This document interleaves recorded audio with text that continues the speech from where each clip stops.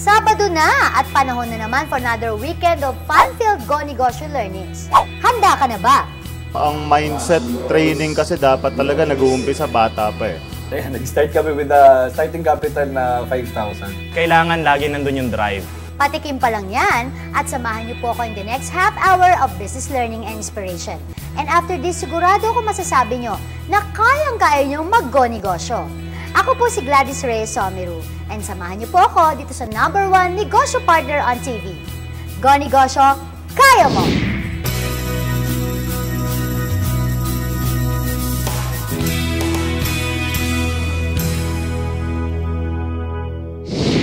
Go Negosyo! Go Negosyo! Go Negosyo! Go Negosyo! Go Negosyo! Kaya mo! Pinainit ulit ng Go Negosyo ang maulan at malamig na teachers camp sa Baguio City for another year of Go Teen Negosyo University.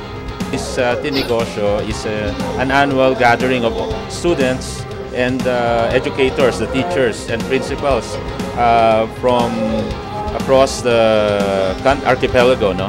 And that what we try to do here is to introduce the concept of entrepreneurship and entrepreneurship education.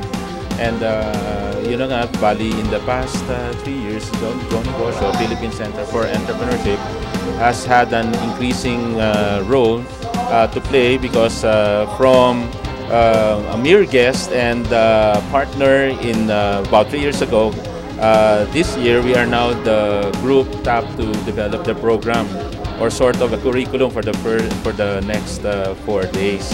To the highest level ang participation ng mga kabataan sa bawat mentoring sessions and workshops facilitated by Go Negosyo mentors and big-time negosyante guests.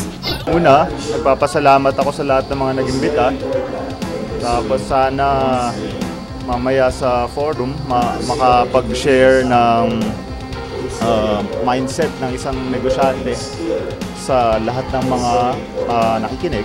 Sana meron silang makuha mga tips at ma-implement nila sa sarili nilang plano na magnegosyo. Ang mindset training kasi dapat talaga nag-uumpisa bata pa eh. Para yung mga values, principles and ethics nandun lahat. Una siguro yung initiative na matutunan ng mga bagong bagay at yung confidence na maging the best at what they do. Then yung pag-take ng responsibility. Kasi napapansin ko dun sa operations ng company ko, no? I work with people. Meron ako napapansin na parang main problem would be yung pagkuha nila ng responsibilidad sa mga tasks. So yun, mindset lahat yun eh, no? So kailangan siya. And of course, hindi mawawala ang mga bonding activities and presentations that showcase the best of the future Pinoy Go Negosyo entrepreneurs. Well, this has been a long-standing partnership. This is for 4 years already. And this is a partnership between Go Negosyo, headed by Mr. Joey Concepcion, Presidential Consultant on Entrepreneurship. Then the Department of Education, Center for Students and Co-Curricular Affairs, and the Department of Trade and Industry, Philippine Trade Training Center. So, as I've said, this has been a long-standing partnership to promote entrepreneurship consciousness among our educators and students. Kasi alam naman natin na we're always trying our best to educate our young people, to have them graduate, and then look for jobs. What we want to happen is we educate them, we give them high school education, college education, and after that, they will go into business and become entrepreneurs, because that is really the key to development and to creating jobs in our country. Way to go, Go Teen Negosyo! The future of the Philippine enterprising industry looks bright from the hopes of your dreams and plans. Kayang-kaya nyo mag-Go Negosyo! Go Negosyo, kaya mo! Sa mga Bicolano at lalo na po sa lahat ng mahihilig sa maanghang, nako para sa inyo itong next segment po namin. Madalas ba kayo gumagamit ng chili sauce sa mga pagkain ninyo? Lalo na po dahil alam natin ng chili sauce ay nakakagana sa ating mga pagkain. The best ho yan, di ba? Pero naisip nyo ba na pwede rin itong pagkakitaan? Aba, kahit nasa bahay ka lang. Nako, check out po this week's Go Negosyo Home-Based Business Idea.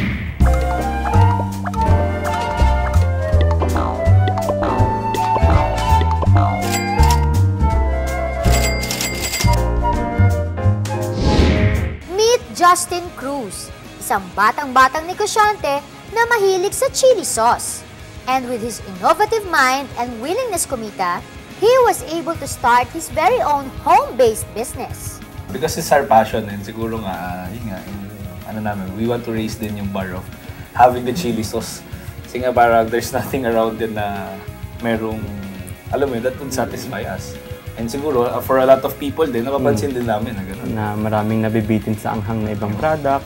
And yun, sa mga nakikita sa store, wala masyadong parang yung sa Filipino side ng mga ganyan. Yeah, especially. So, inaano pa rin namin yung maano kaya Sili Express. So, nandun pa rin pagiging sa Filipino brand. Filipino brand talaga. Well, yung namin, naging profitable siya naman nga. Actually, we started lang this year eh. We started this year, like January, we were parang pinag-umpisa namin pag-usapan. Formal tapos, na ano.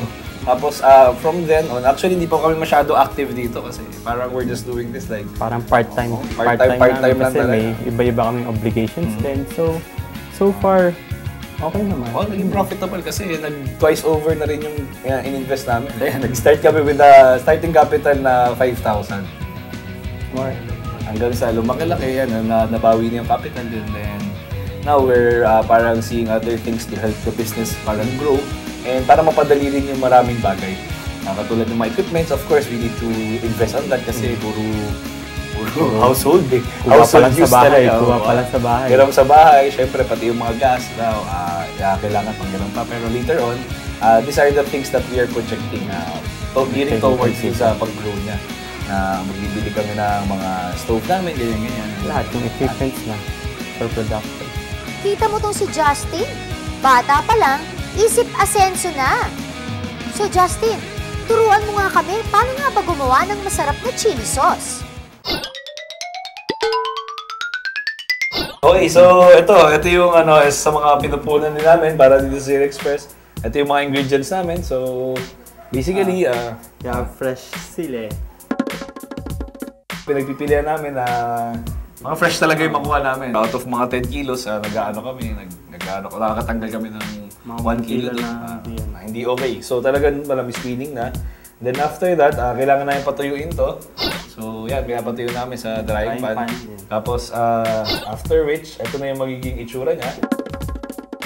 So tapos ito, tapos na i-blend mo siya dito. Together with the garlic, i-grind din para mas pino yung yung ingredients natin para pagdating dun sa bote, hindi siya buo-buo. Siyempre, kasama sa process, we are always observing cleanliness. Siyempre, kasi pagkain to, that's why we have yung mga ganitong mga gamit. May gloves kami para maiwasan yung any contamination. Okay? So, yan. So, siyempre, after drying yung sili, i-blend na namin siya. So after nyan, also yung natin, yung mga bawang natin. Tapos after that, cooking na. Ito, syempre, panggisa mo. Tapos then, ito yung may pinakabida sa ingredients.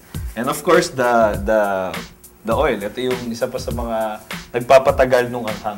So ito yung ginagawa nating sabaw sa kanin natin pagka talaga gusto natin ng manghang. Then, after nyan, you need to cool it up before you put it in a bottle.